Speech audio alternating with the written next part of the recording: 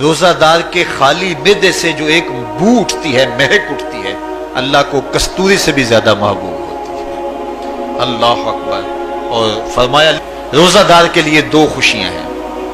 ایک خوشی اسے تب ملتی ہے جب وہ روزہ کھولتا ہے، سارے دن کی بھوک اور پیاس کاٹ کے، جب شام کو ٹھنڈا اور میٹھا مشروب اسے ملتا ہے اور وہ مشروب اپنے جو ہے وہ منہ میں ڈالتا ہے، وہ معدے کی طرف اترتا ہے، تو اس کی زبان بولے نہ بولے اس کا ایک ایک انگ اللہ کی تسبیح بول رہا ہوتا ہے اور اللہ کا شکر ادا کر رہا ہوتا ہے۔ اس وقت اسے ایک عجیب فرحت ہوتی ہے کہ اتنا طویل لمبا روزہ تھا، شکر ہے کہ میرا روزہ تکمیل کو پہنچا۔ ایک روحانی مسرت، پھر روزہ کھلنے کے وقت اس کو بدنی مسرت، تو ایک فرمایا اس کو فرحت تب ملتی ہے جب وہ روزہ کھولتا ہے۔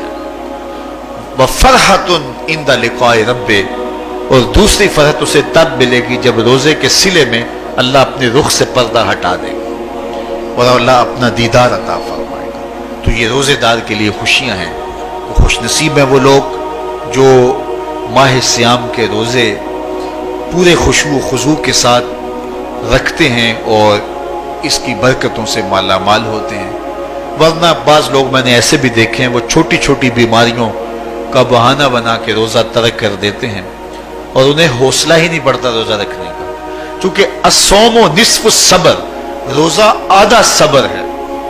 میں سمجھتا ہوں، میں شوگر کا مریض ہوں اور 4 سے 5 گھنٹے اگر مجھے کچھ کھانے کو نہ ملے تو میری طبیعت میں ایسا اضطراب اور بے چینی پیدا ہو جاتی ہے کہ میں گھر والوں سے الجھنے کی کیفیت میں بھی آ جاتا ہوں۔ لیکن ماہ صیام میں 20 گھنٹے بھی کاٹ لیتا ہوں، لیکن میری طبیعت پہ کوئی بوجھ اس لیے نہیں ہوتا کہ میں اللہ کی رضا کو اپنے ذہن کے ایک ایک گوشے میں رکھے ہوئے ہوتا ہوں۔ تو یہ آدھا صبر ہے، یہ صبر سکھاتا ہے۔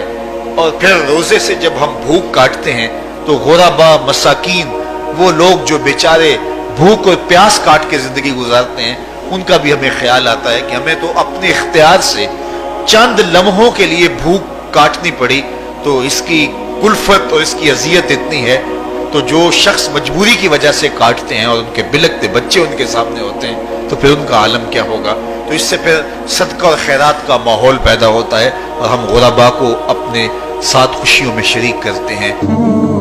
اچھی بات دوسروں تک پہنچانا صدقہ جاریہ ہے۔ ویڈیو زیادہ سے زیادہ شیئر کیجیے۔